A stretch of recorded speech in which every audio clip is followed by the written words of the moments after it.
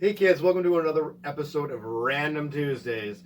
And yes, it's Wednesday. I know that's not becoming the most random thing, me doing a Tuesday on a Wednesday, but here we are. I procrastinate. I'm sorry.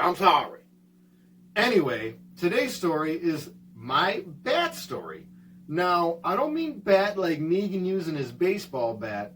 I mean more like the Bat Cat, a flying bat.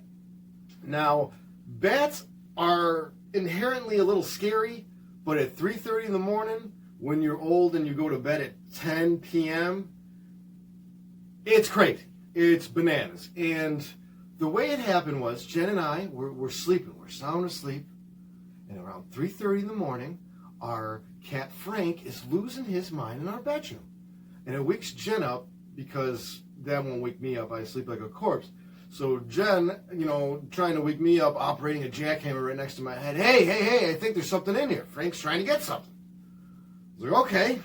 And I go over to the corner to see what Frank is pointing at. He's like one of those pointing hunting dogs. He's like, there's something there. I can't get it, but there's something there, Daddy. Let's do something about it.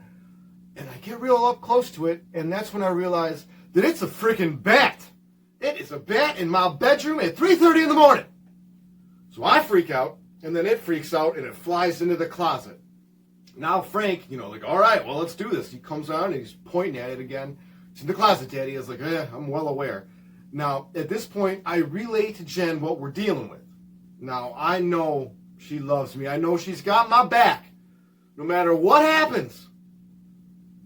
But, kids, when I tell you she went under the blankets, she went under the blankets. Like when you were 6 and you were afraid that there was a boogeyman out there, and you put the blankets all the way over you, and then you tuck that stuff in, so now you look like a mummy. Like, there's no way the boogeyman is going to find me here.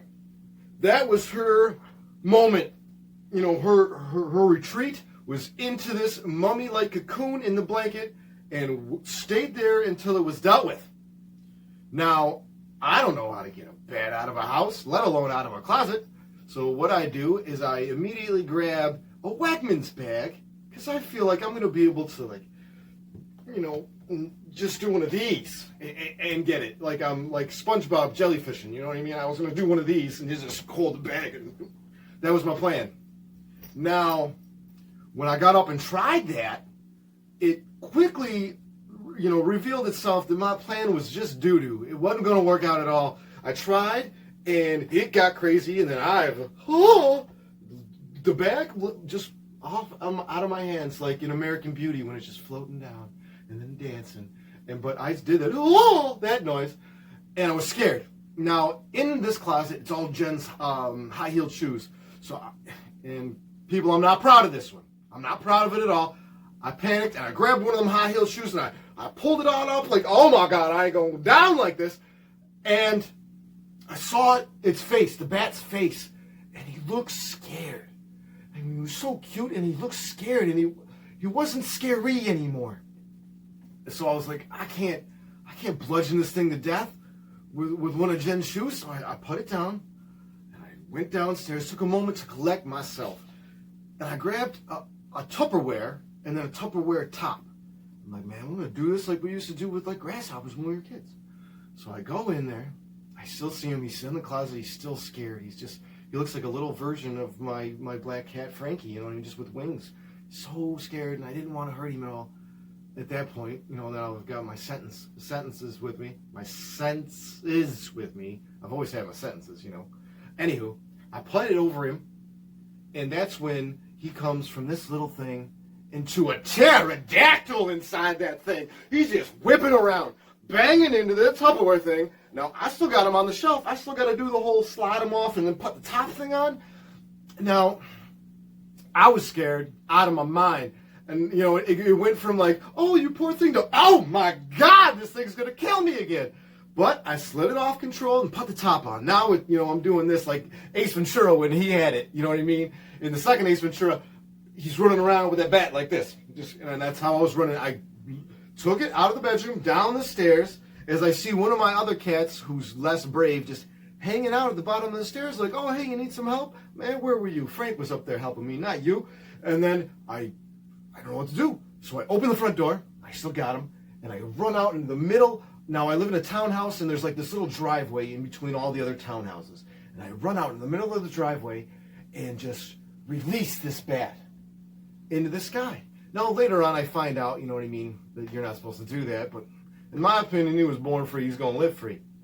Now, keep in mind, this all happened when I was wearing, you know, my underwear because I was sleeping, you know what I mean, pretty much butt ass. I like to think that there was someone across the way watching all this go down and could see me through their window just running out into the middle of the street in front of all these townhouses in my underwear at 3:30 in the morning. Now it's still dark out, so if you're far enough away from me, you don't really see the bat go away. You just see me releasing nothing into the atmosphere and then running back into the house. That's amazing. Now normally I give you 3 life lessons, but this time I think there's only one. And that is, well, okay, there's 2. Always, always, always take care of our animals. No matter if they're scary or not, take care of them. I mean, they need our help. We're over here, you know what I mean, making their world a lot smaller. Least we can do is, instead of hurting them, let's help them. And that's very important. But the other very important lesson to be learned here is fear will cloud your judgment to the 10th degree. I don't want to hurt any animals ever, but I was so scared that I immediately was like, kill it, kill it, kill it. And that's not the way to go about it. No matter what we're talking about, whether it be dealing with animals, dealing with other people, dealing with situations, the moment you get scared is the moment you get irrational. So next time you get scared, take a moment, collect yourself, and realize that what you think is scary is probably just a cute thing that just looks a little different. That's all. This has been Jeff Whiting, the Old Country Guy, reminding you to find your happiness, enjoy it, and never exploit it. And if you can help, help. I love y'all. Thanks for tuning in. We'll see you next time. Thanks for stopping by the Kitty Corner. Make sure to like this video. Please subscribe to this video. And for crying out loud, share this video. Be part of the show.